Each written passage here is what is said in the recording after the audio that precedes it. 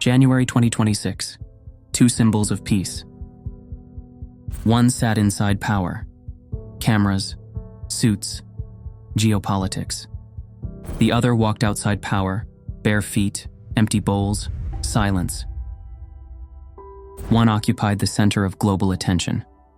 The other depended on strangers for food. Both use that word, peace. But get this, the one you'd never expect is making strangers feed strangers again. Because right now, as I'm recording this, a group of Buddhist monks is walking across America, barefoot, in silence, carrying nothing except empty bowls. And somehow, millions of Americans are following them. Not just watching, following, walking with them, feeding them, crying when they pass through town. This is the Walk for Peace, and it's not a march. It's a moving monastery.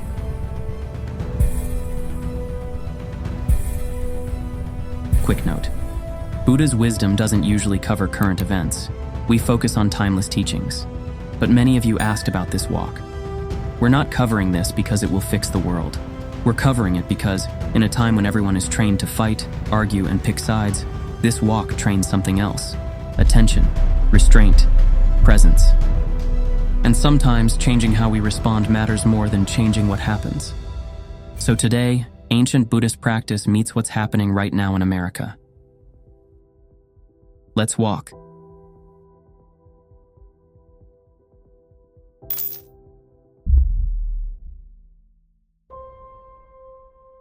October 26th, 2025.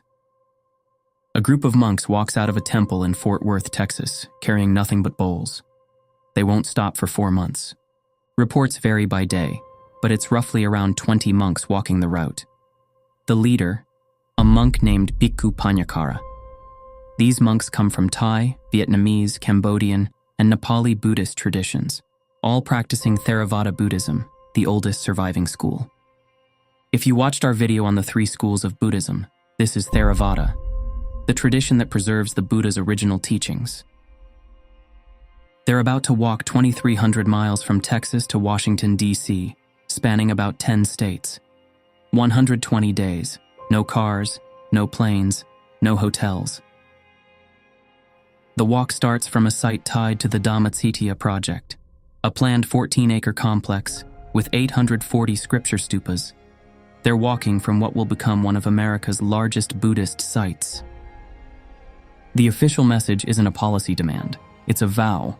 National healing, unity, compassion. That's the banner. That's it. Bhikkhu Panyakara said it clearly.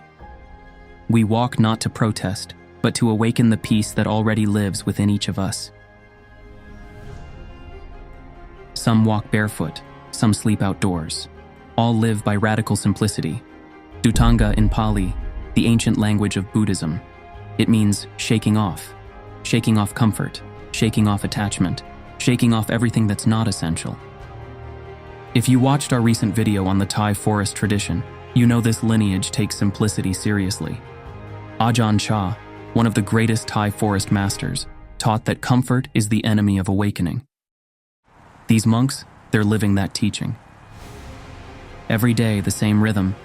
Wake before sunrise, morning chanting, silent meditation, morning chanting, deep Pali syllables in pre-dawn dark, ancient sounds filling modern streets. Then they walk, for hours, in what's called noble silence. This isn't casual quiet, it's a discipline taught by the Buddha himself. Right speech, one of the steps of the Noble Eightfold Path. And right speech begins with knowing when silence protects. They're training in how words can harm or heal. In a world addicted to noise, they practice restraint. Sometimes they walk 8 hours straight, sometimes 10. The highway shoulder becomes their meditation path. Cars rush past at 70 miles per hour while they move at 3. Police have to slow traffic, drivers honk. Some wave, some stare. The monks keep walking. Evening meditation. One simple meal. Sleep on mats, church floors, community centers, sometimes under trees. They travel light, but they don't travel alone. Lay supporters coordinate stops, keep them safe, help communities meet them. People offer food, places to sleep, and basic support along the route. The road becomes their monastery. The sky becomes their roof. The body becomes the bell of mindfulness. This repetition isn't boredom, this is training. Every monk carries an alms bowl, one of the most sacred objects in Buddhism. 2,500 years ago, the Buddha and his monks lived entirely from what people placed in their bowls. Right now, in America, in 2026, the same practice. Strangers walk up to these monks and place food in their bowls. Rice, bread, fruit, water. From the Buddha's hands to a suburban sidewalk in North Carolina. The same lineage, the same offering. This practice, dana in Pali, generosity. The giver receives merit by giving. The receiver accepts with gratitude. Both participate in the path. Picture this. A gas station parking lot. A guy in a baseball cap walks over holding a bag of oranges like it's contraband. No speech, just a quiet bow. The bowl opens, the oranges drop in, and something in his face unclenches. They don't carry money, they don't book hotels, they don't order food, they depend entirely on generosity. In a country divided on everything, where neighbors don't speak, where every topic becomes a battlefield, people keep feeding them. Christians, veterans, immigrants, atheists, families, Republicans, Democrats. A bowl filled on a Texas street corner isn't charity. It's an ancient economy of kindness where the gift transforms both giver and receiver. Oh, and there's a dog. His name is Aloka, which means light in Pali. He's a rescue who walked with monks in India on similar pilgrimages. Now he walks America. Millions follow his journey online. In January, he needed knee surgery. Local stations followed the reunion in Charlotte, North Carolina. Millions watched. Millions cried. Millions shared. This rescue dog limping beside barefoot monks became a symbol of what we forgot. Loyalty, compassion, presence.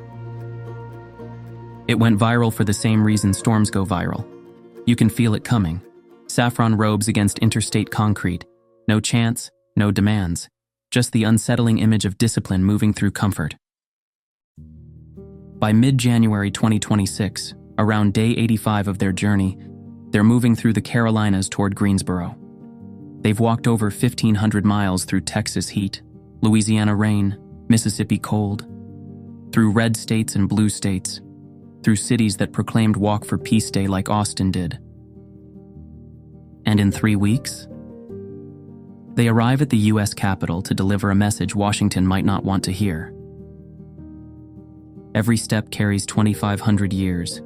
Every bowl traces back to the Buddha. Every silent breath practices what the world forgot how to do. Walk. But why walking? Why silence? Why bare feet on burning asphalt? To understand that, we need to go back. Way back.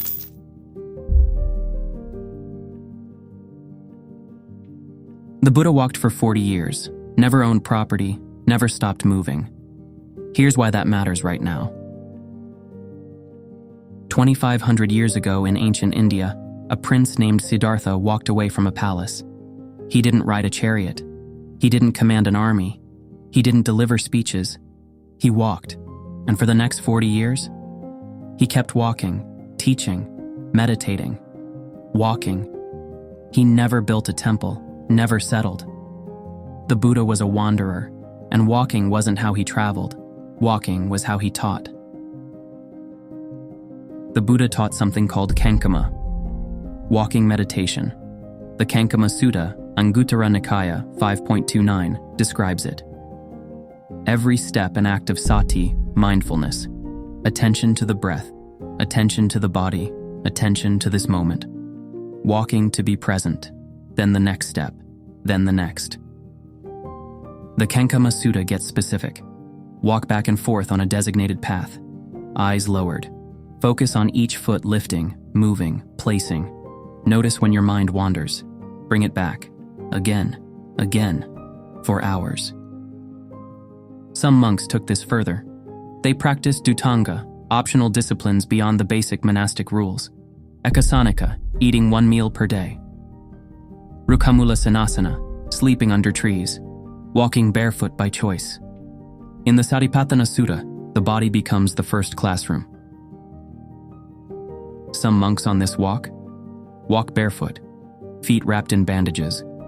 Blisters form, skin cracks, bloodstains cloth.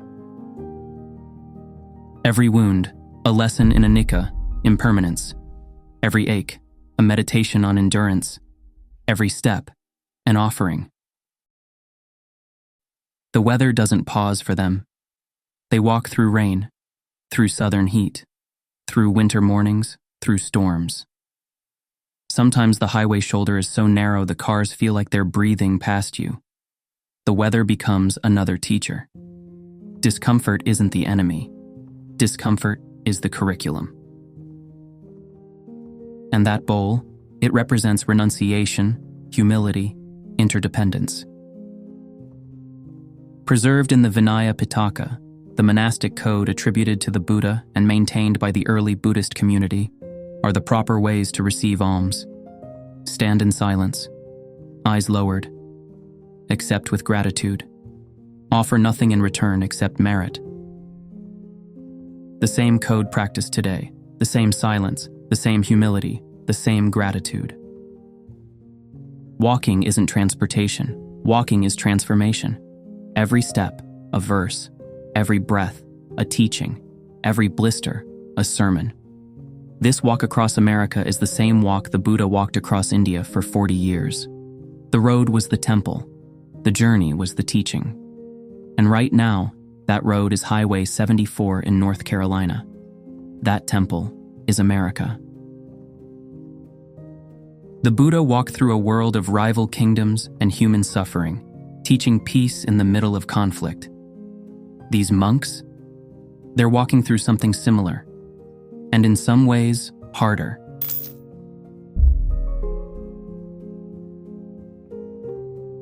They're not the first monks to walk through war.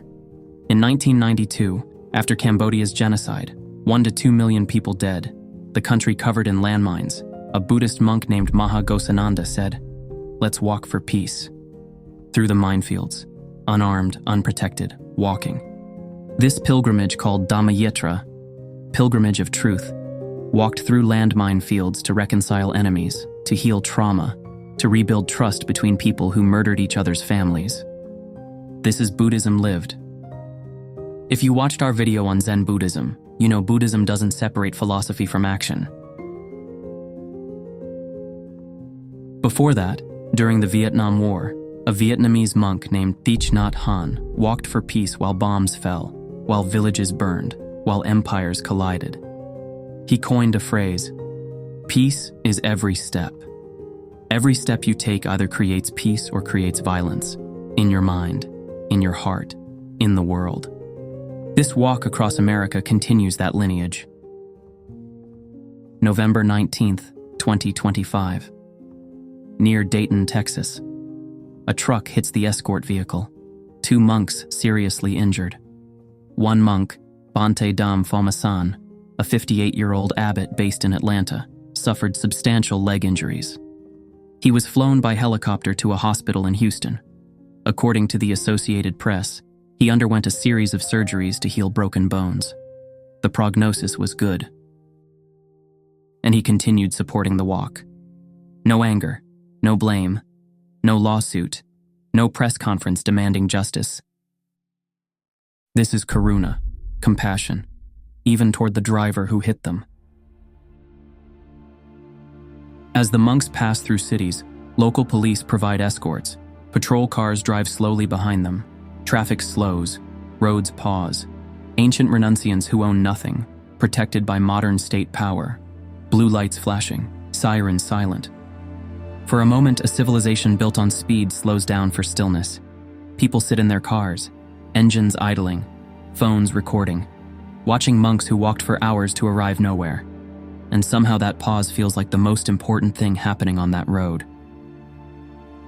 Along the route, people join them. Christians, Muslims, Buddhists, atheists, veterans who know war, children who know only screens. elderly couples who've lived through divisions, immigrants who crossed borders for safety. Some walk a few minutes, some walk a mile, some walk an entire day. For a brief stretch of road, strangers become pilgrims. No one asks about politics. No one argues about doctrine. No one divides into teams. They walk in silence together. Dr. Niraj Bajracharya from the Nepalese Buddhist Association said it perfectly. This walk is more than a journey. It is a heartfelt offering to the community. Walk for Peace invites all people, regardless of faith, culture, or background, to come together in the spirit of compassion, mutual respect, and understanding. They walked through landmines in Cambodia. They walked through a truck accident in Texas. They walk while Aloka limps beside them. Peace isn't the absence of obstacles. Peace is how you move through them. But while these monks walked in silence, the world kept screaming.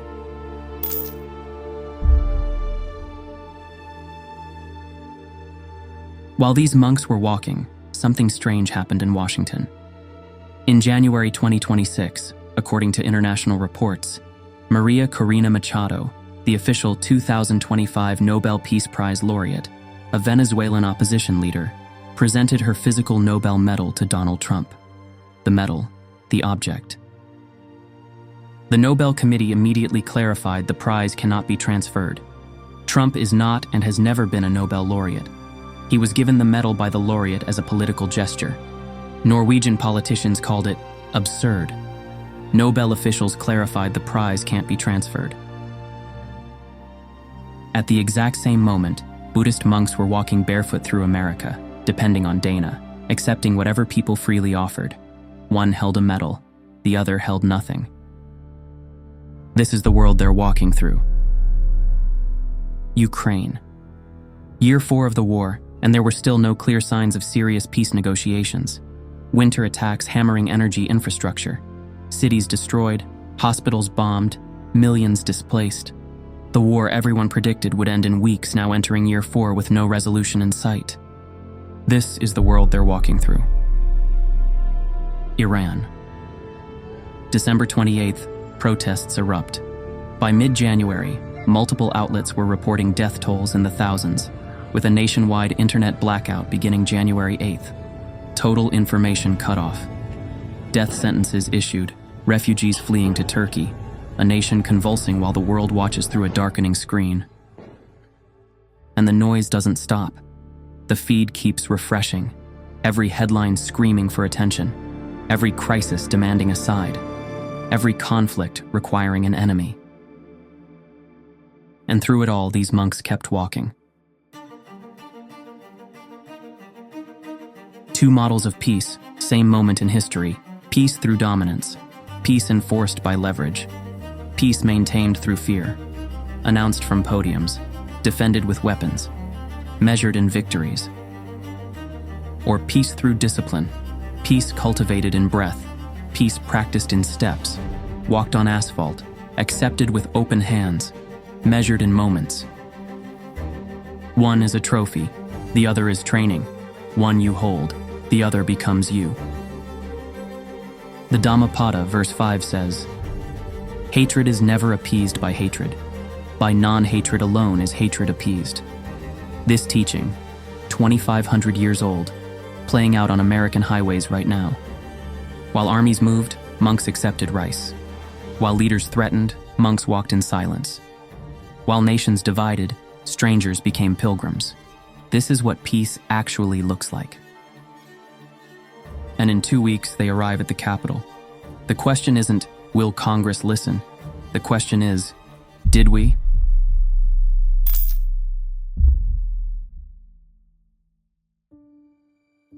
February 13th, 2026.